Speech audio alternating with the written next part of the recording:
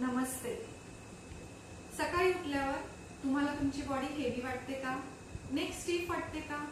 Shoulders tight वाटतात का? किंवा एनर्जी लेवल डाऊन वाटते? पायाच्या गुडघ्यांमध्ये वेदना होतात असं जाणवतं का? तर हे सर्व कशामुळे होते? तर आपले जे पायाचे सांधे असतात त्याचा स्टिफनेस वाढतो, टाईटनेस वाढतो.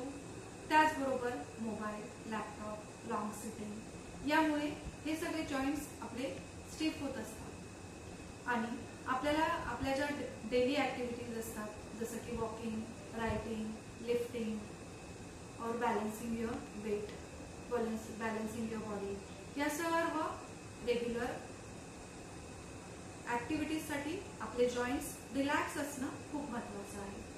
तर जाणून घेऊया की आपल्या शरीरामध्ये नक्की किती जॉईंट्स असतात. तर आपल्या शरीरामध्ये सुमारे 360 जॉईंट्स असतात. त्यापैकी 66 जॉईंट्स हे आपल्या दोन्ही पायांमध्ये आणि 42 जॉईंट्स आपल्या दोन्ही हातांमध्ये असतात. तर आपल्या शरीराची कार्यक्षमता चांगल्या प्रकारे होण्यासाठी, ब्लड सर्क्युलेशन प्रॉपर होण्यासाठी, त्याचबरोबर मसल्स रिलॅक्स राहून आपल्या डेली ॲक्टिव्हिटीज व्यवस्थित राहण्यासाठी आपण सूक्ष्म व्यायाम किंवा वॉर्मअप एक्सरसाइज करणे खूप गरजेचे आहे. आपल्या दोन्ही पायांचे आणि हातांचे, शोल्डरचे, नेकचे जॉईंट्स जर आपण रिलॅक्स केले तर आपल्याला एकदम रिलॅक्स वाटतं, एनर्जी लेवल छान वाटते आणि फ्रेश आणि हेल्दी वाटतं. तर आजच्या भागामध्ये, आजच्या व्हिडिओमध्ये आपण फक्त पायाचे जे सांधे आहेत त्यांचं रिलॅक्सेशन पाहणार आहोत. तर हे जे वॉर्मअप एक्सरसाइजेस आहेत किंवा सूक्ष्म व्यायाम आहेत ते करणं खूप खूप गरजेचं आहे. कारण डिरेक्टली आपण आसन स्टार्ट करू शकत नाही. कारण सकाळी उठल्यावर आपली बॉडी टाईट असते, जॉईंट्स टाईट असतात, स्टिफ असतात. तर थोडंसं त्याला आधी रिलॅक्स करून मग आपण वेगवेगळे आसन स्टार्ट करू शकतो. तर जाणून घेऊयात आपण सर्वप्रथम पायांच्या जॉईंट्सचं रिलॅक्सेशन. तर दोन्ही पाय आधी सरळ करून घेऊयात. दोन्ही हात मागे रिलॅक्स ठेवूयात, पाठ सरळ ठेवूयात. अजून एक गोष्ट महत्वाची की जी पण बॉडी पार्ट किंवा जो पण बॉडी पार्ट आपण रिलॅक्स करणार आहोत, पूर्ण लक्ष आपलं 100% अवेअरनेसनी त्या पर्टिक्युलर बॉडी पार्टकडे ठेवणं गरजेचं आहे. तर आता आपण सुरुवातीला करणार आहोत पायाच्या बोटांचे जे सांधे आहेत त्यांना रिलॅक्स करणार आहोत. तर पूर्ण लक्ष तुमच्या पायाच्या बोटांकडे ठेवत हळूहळू श्वास घेत पायाची बोटं बेंड करूयात. श्वास सोडत मागे घेऊयात. Inhale bend, exhale stretch, inhale bend, exhale stretch. तर कमीत कमी असं 5 ते 10 वेळा करून घ्यायचंय आधी. त्याच्यानंतर पूर्ण लक्ष आपल्या बोटाच्या सांध्यांकडे म्हणजे अँकलच्या जॉईंटकडे देत हळूहळू श्वास घेत पूर्ण बोटे, पाय चांगले पुढच्या दिशेने ताणून घ्यायचे आणि श्वास सोडत मागे. Inhale push, exhale pull, inhale push, exhale pull, inhale push and exhale pull. असं कमीत कमी 5 ते 10 वेळा करून घ्यायचं. त्याच्यानंतर अँकल रोटेशन करायचंय. पुन्हा एकदा लक्षात ठेवायचंय आपलं पूर्ण लक्ष, आपलं पूर्ण मन आपल्या अँकलकडे ठेवत हळूहळू क्लॉकवाईज आणि अँटी क्लॉकवाईज असं 5 ते 10 वेळा रोटेशन करायचंय. तुम्हाला लगेच तुमचे पायाचे घोटा आणि बोटाचे सांधे रिलॅक्स झाल्यासारखे वाटते. आता पायाची बोटं घोटा झाल्यानंतर आता आपण लक्ष देणार आहोत पुढचा सांधा म्हणजे गुडघ्याचा सांधा. तर काय करायचंय, श्वास सोडत हळूच उजवा गुडघा फोल्ड करायचे.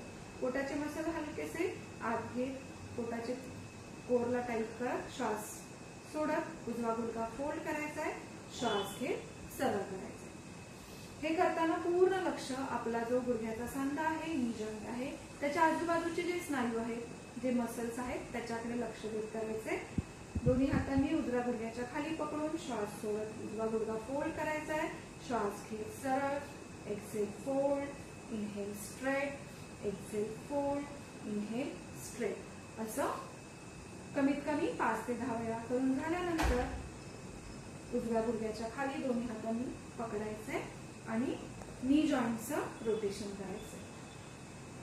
मस्त छान गोल गोल फिरवायचा आहे आपला उजवा पाय आणि पूर्ण लक्ष आपल्या गुडघ्याच्या स्नायूंकडे देत 5 ते 10 वेळा क्लॉकवाईज आणि 5 ते 10 वेळा अँटी क्लॉकवाईज रोटेशन करायचं आहे. Imagine that you have hold a pencil in your toes and you are forming a circle. So try to form a big circle. Same action आपल्याला आता डाव्या बाजूने पण करायची आहे. श्वास सोडत डावा गुडघा फोल्ड करायचा आहे. श्वास घेत सरळ, श्वास सोडत फोल्ड, श्वास घेत सरळ, श्वास सोडत फोल्ड. हे सुद्धा 5 ते 10 वेळा करायचे. मग दोन्ही हातांनी डाव्या गुडघ्याच्या खाली पकडून जो सांधा आहे आपला गुडघ्याचा नी जॉईंट त्याला रिलॅक्स करायचे. 5 ते 10 वेळा clockwise circle and 5 to 10 times reverse. असं करून घ्यायचे. लक्ष पूर्ण गुडघ्याच्या सांध्याकडे.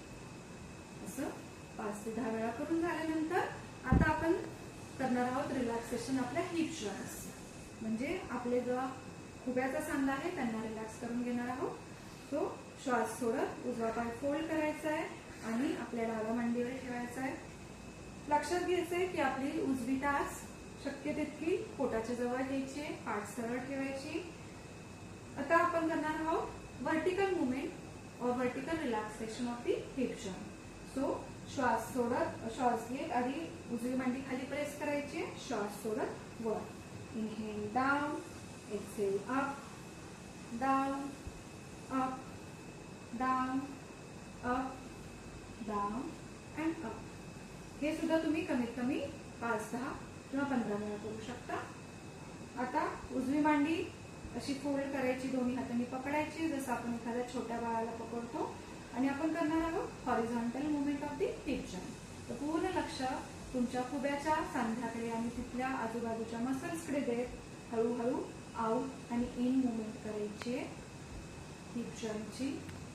नॉर्मल ब्रिदिंग करत राहायचंय. नेहमीसारखा श्वास प्रश्वास घेत आणि सोडत राहायचंय आणि गुडघ्याची मुवमेंट करायची. लक्ष पूर्ण हिप जॉईंटकडे. अशा प्रकारे आपण राईट हिप जॉईंट रिलॅक्स करायचं आहे आणि सेम ॲक्शन आपण दुसऱ्या बाजूने पण करणार आहोत. लेफ्ट लेगला फोल्ड करायचं, राईट थायवर ठेवायचं. जेवढं शक्य आहे तेवढी डावी टाच तुमच्या पोटाकडे घ्यायची आहे. पाठ सरळ, डाव्या हाताने डावा गुडघा खाली प्रेस करायचा आहे आणि श्वास सोडत वरती घ्यायचा आहे. श्वास घेत खाली, श्वास सोडत वर, श्वास घेत खाली, श्वास सोडत वर. असं कमीत कमी तुम्हाला 5 ते 10 वेळा करून झाल्यानंतर डावी मांडी फोल्ड करून एखाद्या छोट्या बाळाला जसं पकडतो त्याप्रमाणे पकडून हॉरिझॉन्टल मुवमेंट करायची आपल्या हिप जॉईंटची. असं तुम्ही 5 ते 10 किंवा त्याहीपेक्षा जास्त वेळ करू शकता जर तुमच्याकडे टाइम असेल. अशा प्रकारे आपण दोन्ही पायाचे जे महत्वाचे सांधे आहेत, महत्वाचे जॉईंट्स आहेत, त्यांना रिलॅक्स केलेला आहे. तुम्ही लगेच फरक फील करू शकता की तुमचे सांधे मोकळे झालेले आहेत, त्यातलं स्टिफनेस कमी झालेला आहे आणि तुम्हाला छान वाटत आहे, लाईट वाटत आहे. हे तुम्ही लगेच एक्सपिरियन्स करू शकता. अजून तुमच्या कुठल्या सांध्यांमध्ये, कुठल्या जॉईंट्समध्ये जास्त तुम्हाला स्टिफनेस, टाईटनेस जाणवतो हे मला कमेंट सेक्शनमध्ये कमेंट करून नक्की सांगा. माझ्या चॅनलला लाईक करा, शेअर करा, सबस्क्राईब करा. थँक्यू.